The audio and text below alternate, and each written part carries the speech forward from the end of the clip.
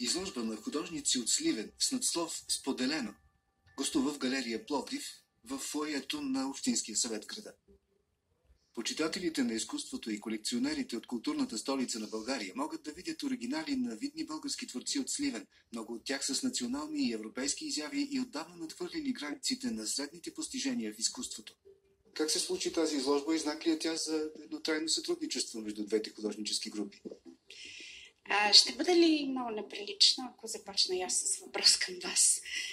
Разбира се, не сте длъжни да отговорите, но как ще се чувствате, ако само правите репортажи за политика, за спорт или за неприятни, както трагедии има напоследък в света? Ние през цялото време трябва да отстояваме съвсем различни позиции, живеем в друга вселена и твърде често сме самотни, въпреки всичко, и искаме в един момент да споделим нашето изкуство. Правим го, но като че ли най-добре се получава между хора, които са информирани и то добре, на нужното ниво.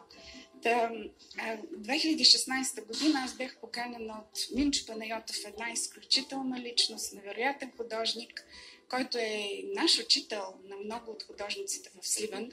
Постави основата на една школа, която и до днес дава страхотни резултати, в смисъл, че най-известните личности и то на високо ниво са хора възпитани от него, но той ни даде повече.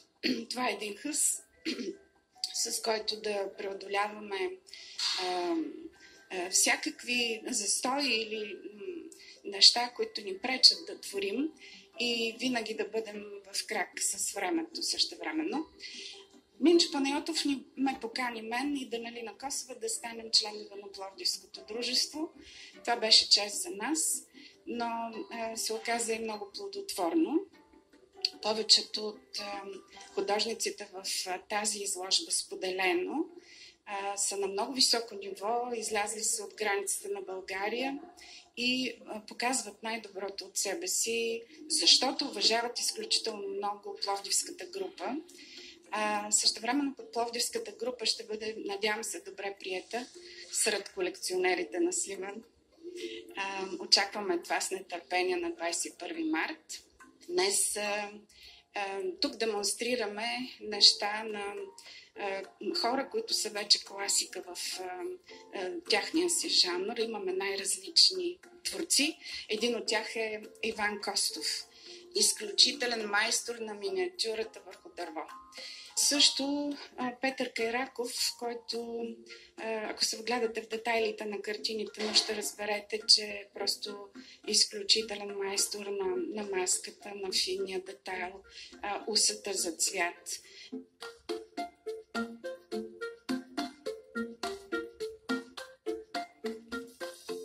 Даналина Косова, също създателка на една огромна българска школа, абстрактен батик.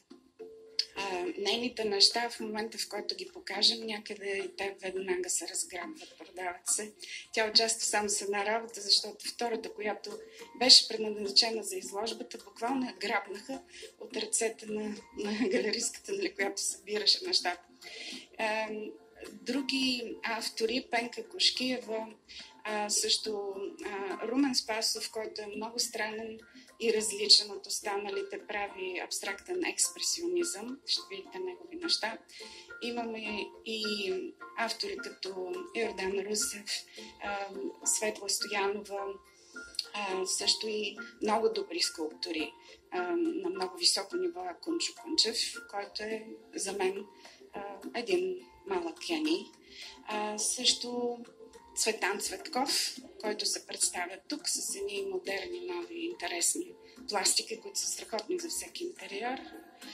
И разбира се, много други автори, които се надявам пловдивската публика да не отмине. Като една обща изложба, тя е обща за сливенските художници, в които са включени автори и от СВХ, и от Дружеството на художниците от Сливен, и са обхванати както жанрово, стилово и технически в техниката най-широк спектър от в изобразителното изкуство, както излизаме от наименованието на изложбата, перформансът също е в същата линия. Както творецът без своята публика не представлява нищо, защото един художник без своята публика или един музикант без своята публика, човекът на изкуството, по някакъв начин му се обезсмисля неговата работа и неговото изкуство. И по същият начин и перформанса е в точно тази насока, че в замисълът е такъв, че всяка една личност може да бъде творец сам по себе си.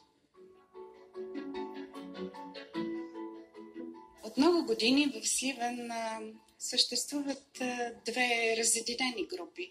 Едната е на СБХ и другата е на Дружеството на художниците Сливен. Но преди години тези две групи са били едно цяло. Ние мечтаем просто отново да се съберат всички, да няма разлика между високо образовани и такива, които нямат чак такова образование. С тази изложба, която направихме в Пловдив, ние се надяваме да обединим двете групи, поне теоретично.